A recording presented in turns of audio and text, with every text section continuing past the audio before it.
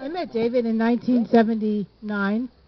He was hitchhiking to San Francisco from Sonoma State. I was a student there, and I picked him up, and I happened to be going to San Francisco. I wasn't studying poetry or anything. I think I was studying philosophy. And on the ride, we got to talking, and he said, "Why don't you take my poetry class?" And I said, "Okay, sounds good."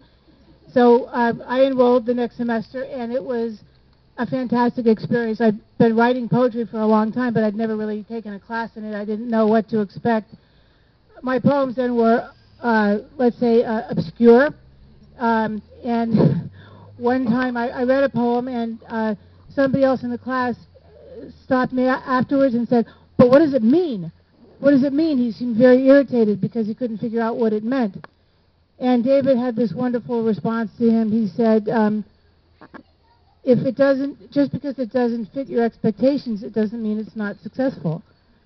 And I thought that was not only a very kind defense of my obscure poem, it was also a reflection of his generous view toward poetry and what it is, and us as poets, what boundaries do we live by or don't we live by, what can we do, what can't we do.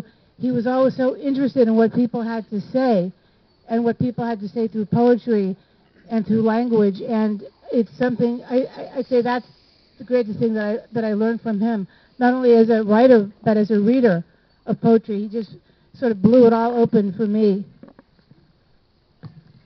Page 2. In the 30 years since then, we became friends, and David to me was a longtime mentor, a friend, very encouraging to me always, very kind, very funny, very wonderful.